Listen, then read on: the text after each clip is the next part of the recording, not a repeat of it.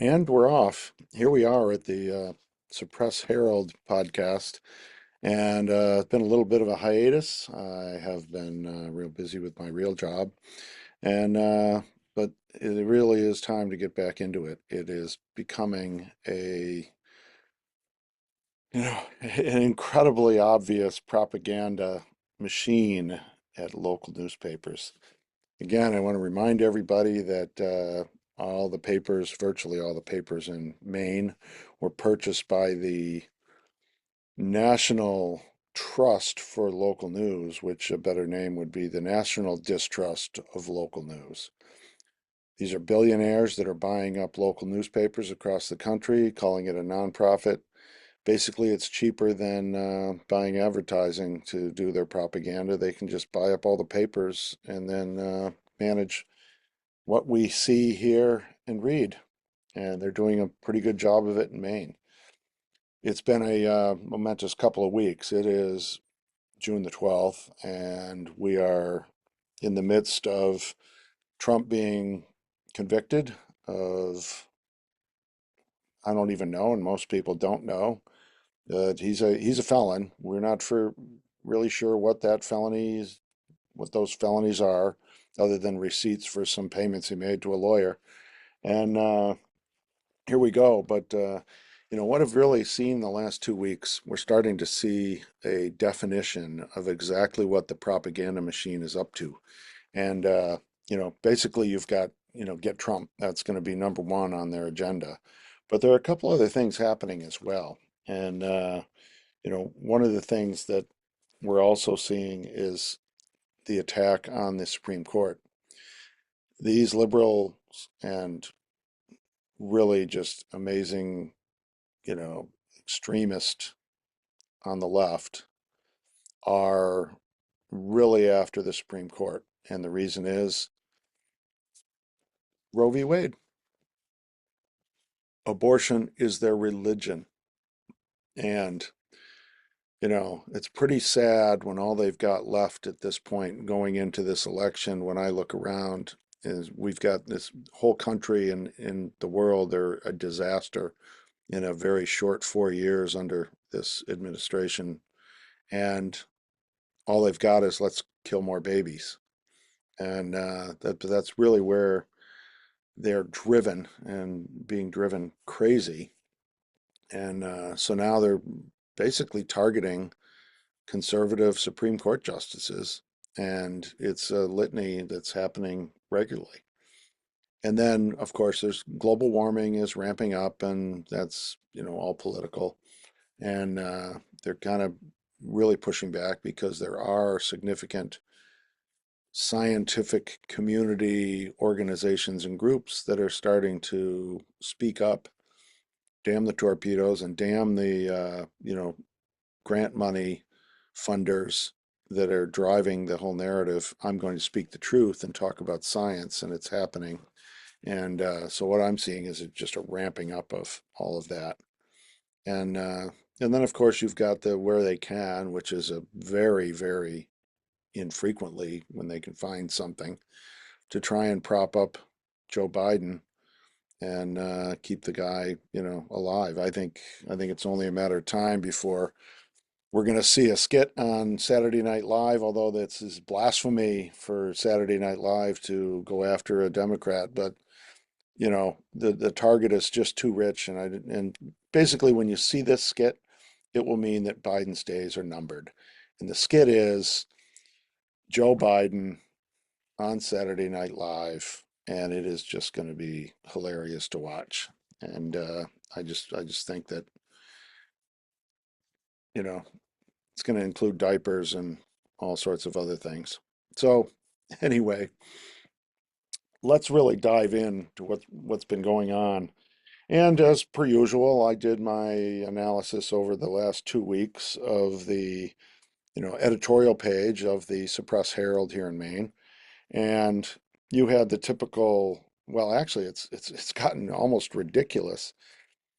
Those that have tuned in before, I basically track the six daily newspapers. I go to the editorial page and I grade it with liberal, conservative, or neutral, letters to the editor and editorials that are on the editorial page. And it's gotten pretty ridiculous. You had basically 54 liberal over the last 2 weeks, 54 liberal letters to the editor, four conservative letters to the editor that got published. And in the neutral column, you had 24. So they're now starting to lean extremely to the left. It's election season, so we can expect this to ramp up even worse if that's possible. So what you've got is, you know, we start with those that are looking at the video. Trump found guilty on all 34 counts. 34 counts. All it is that's how many checks he wrote on a single crime that they're saying is a crime, although they can't really define what the crime is. It actually isn't a crime, but they twisted it around and did two uncrimes equal a real crime. Something like that. Nobody even knows. But here it is, the whole front page, Trump found guilty on all 34 counts, and we've got just editorial after editorial. So, that was on Friday, May 31st. And then you have on Saturday, Trump assails guilty verdict and vows appeal. Senator Collins, Republican leaders in Maine decree the outcome. This is very important as far as following the propaganda pages over these 2 weeks. Senator Collins, normally a sort of a soft Republican, a rhino. When it really counts, she's not there. She voted to impeach Trump, even though we found out afterward that everything they used for the impeachment was lies and it was all garbage. But that didn't matter. Collins voted to impeach him for the insurrection. And we're finding out that that's all garbage too. But here you got that's 2 days. And you've got on Sunday, Republicans follow Trump's lead.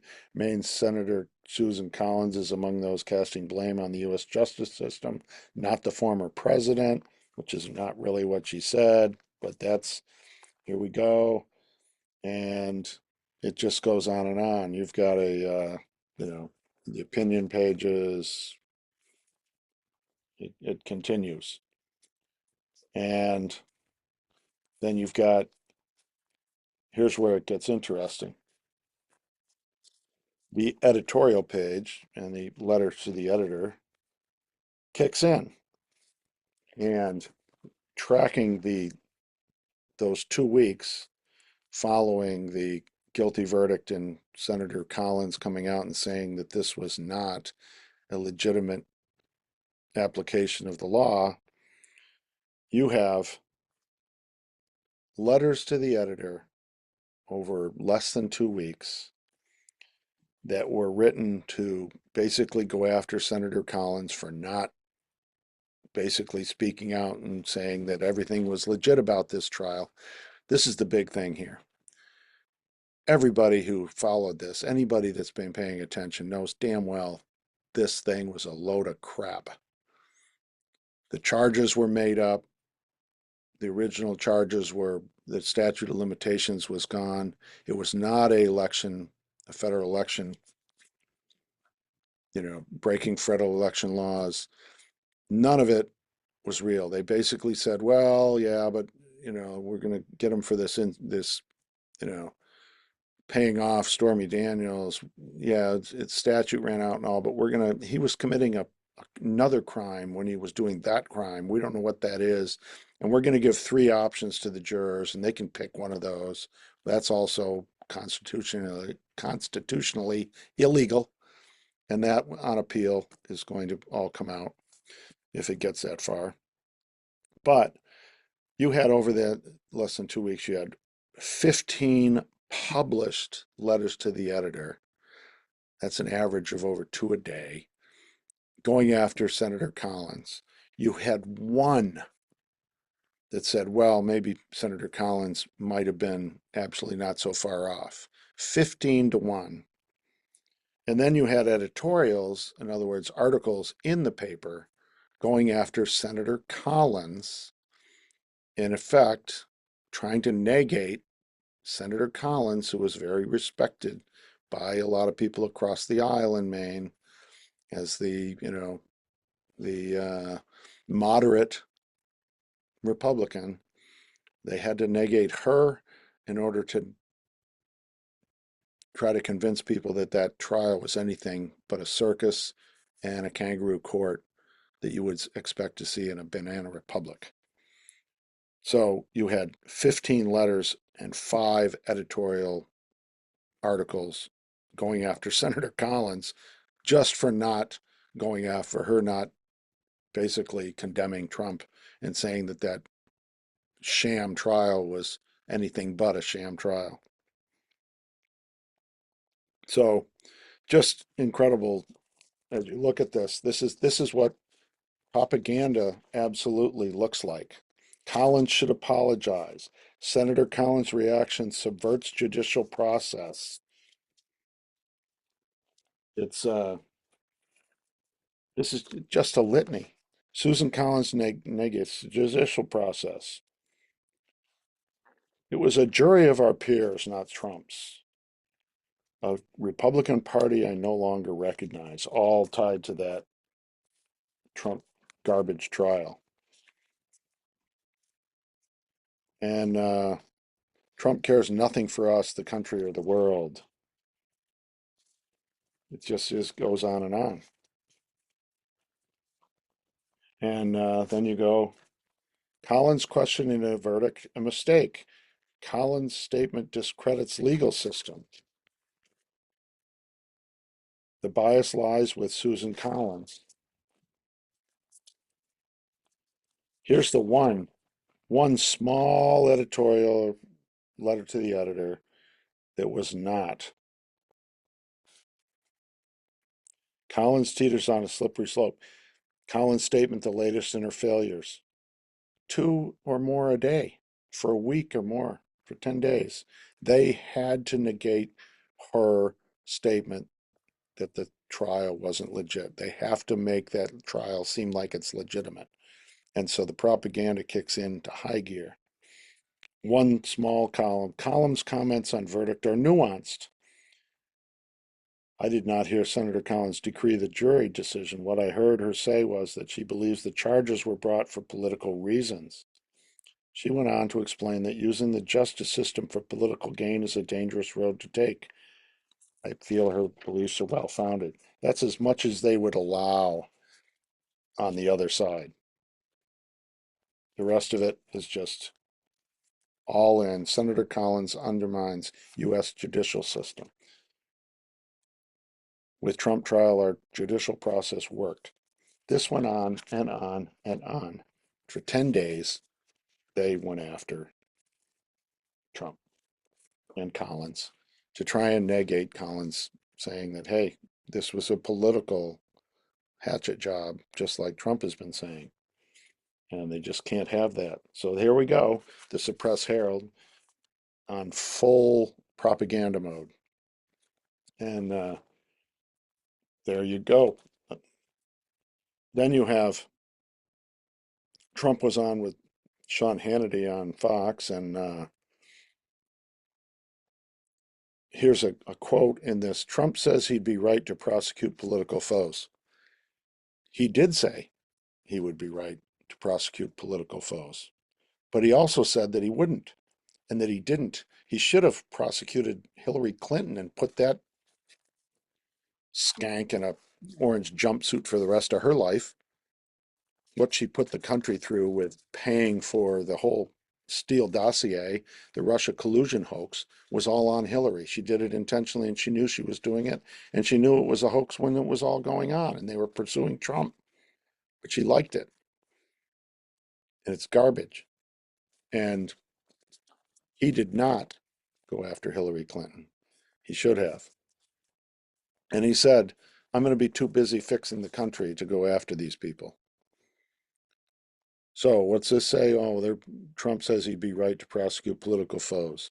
Trump, the presumptive Republican presidential nominee, continues to claim without evidence that his prosecutions were politically motivated. And, and on Wednesday, Hannity also asked whether Trump would pledge to restore equal justice if reelected, tacitly validating Trump's false claims that his prosecutions were politically motivated. uh, 90% of Americans know that these prosecutions are politically motivated. And the 10% that don't know are not paying attention. Unbelievable. But that's been the real propaganda machine at work here in Maine with the Suppress Herald. It is unbelievable how strong they go when these things are on the line. And they know, I think the worse the lie, the more they have to cover it up. And this lie of this trial in New York is maybe the worst ever. And that's why Trump's polling numbers are going up, because the reality is the people know better. So moving on, while they're going after Trump, they're also going after the Supreme Court. And in the Nation section on Friday, May 31st, Chief Justice says no to ethics talks with Democrats. Two senators led an effort to convince Samuel Alito to recuse himself from certain high court cases. Of course, they're after the conservative justices. Meanwhile, you do a little digging and you do a little research and you find out that all the justices take some vacations with friends, get things paid for. Book deals are the biggest scam in the world. Hillary Clinton got like $14 million or some ridiculous number for a for a book that ended up being primarily used as a doorstop. Nobody read her book. She was paid millions and millions, and probably it was a way to buy her. They probably funneled money through the book deal, because it certainly isn't because they sold any of them. So, this whole thing is just one-sided, going after conservative justices. Here's another article. Billionaire paid for 2 trips for Justice Thomas. This guy has been a friend of Justice Thomas's forever, and just because he goes on his plane and takes a ride and goes to his hunting cabin or fishing or whatever it is, it's not like Justice Thomas is going to be swayed by that. I mean, really think about it. The guy's his friend. Whether or not he went on a trip with him, the guy's still his friend, and the same influence would probably be there. But you've got to believe that these justices, all of them, stand by their convictions and are not swayed by getting a free plane ticket or a free dinner. It's just ridiculous. And opinion, our judicial system is also on the 2024 ballot. The message needs to be explicit and frequent. The courts are on the ballot too. Yep, that tells you everything. They are after the Supreme Court because the Supreme Court has made some major decisions that are not in the interest of the liberal left. So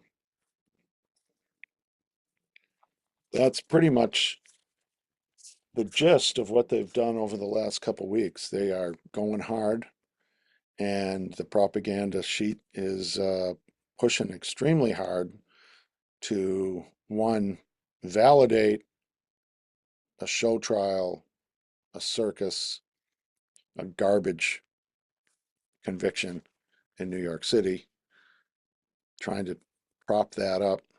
And I think that's hopeless.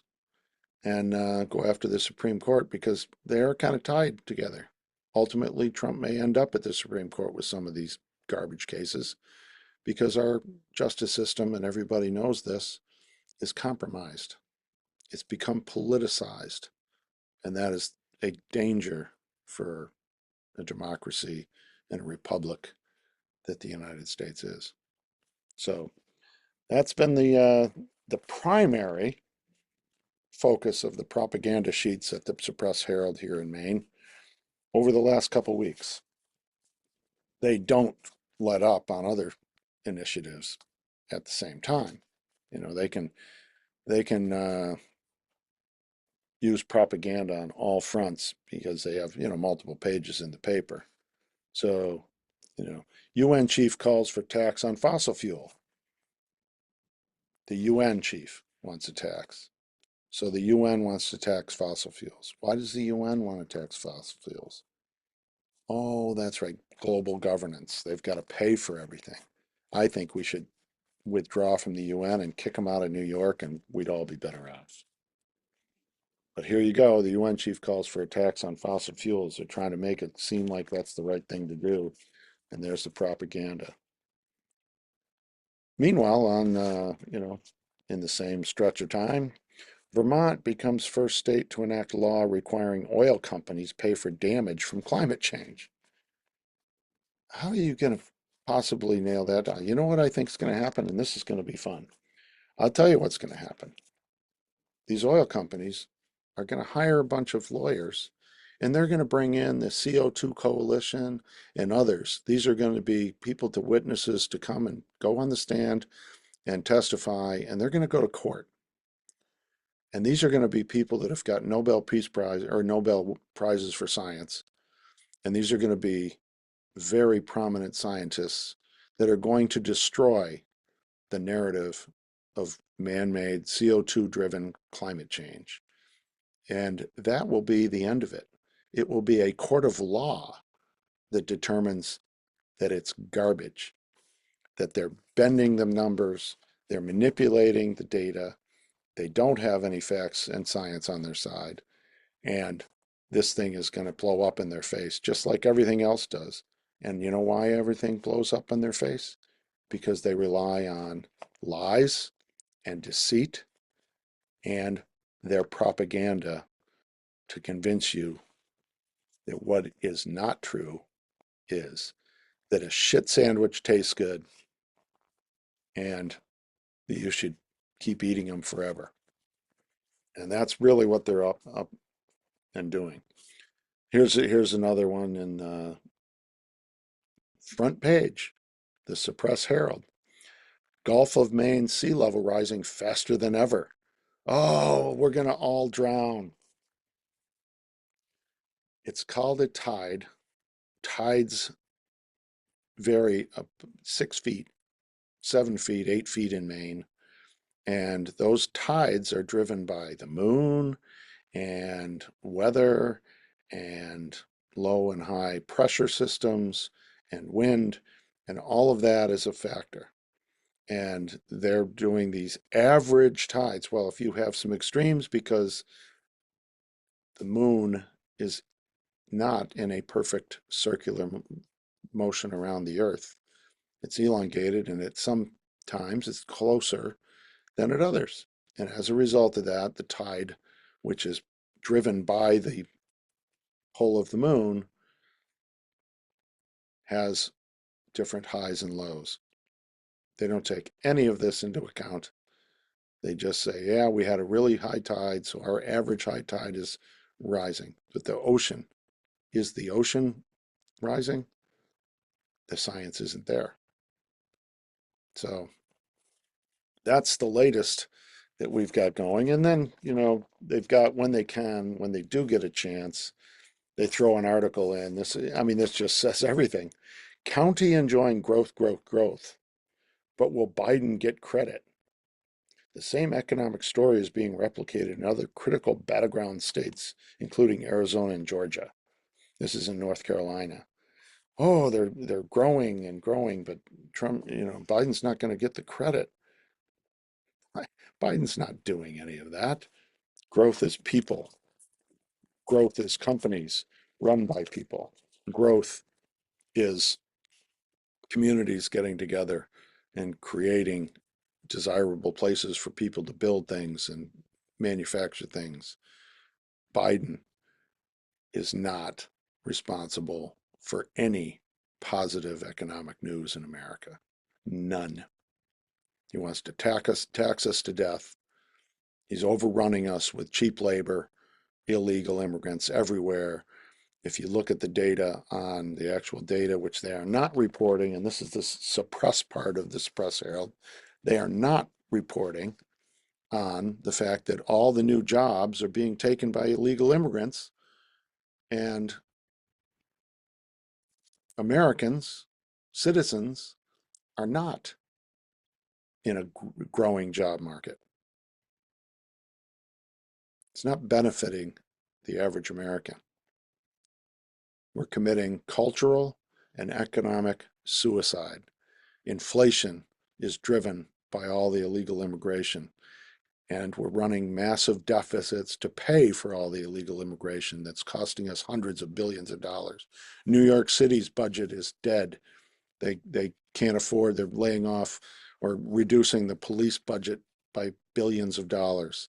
And this is happening at cities, these Democrat-run hellhole cities across the country are all having budget problems because they're overrun with illegals that they have to food, clothe, and take care of and house. So that's the reality. But you will not hear or read any of that in the suppress Herald. All you have to do is do a little bit of digging around in alternative sources of actual news, and you can find that they're hiding a lot from you, and they're foisting a lot of propaganda BS on us on a daily basis. And then they make it seem like the masses are all on their side. And a perfect example is these letters going after Susan Collins because she didn't criticize Trump and basically legitimize with her comments a sham trial that was a banana republic sham political witch hunt on the former president of the United States.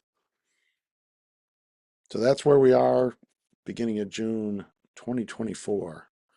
It's going into the election season, and it is going to be interesting to continue to track this. What I am seeing on a data factor is that the numbers of, call it anti-Trump, pro-Biden, liberal versus conservative letters to the editor, that ratio is even getting worse than it has been forever.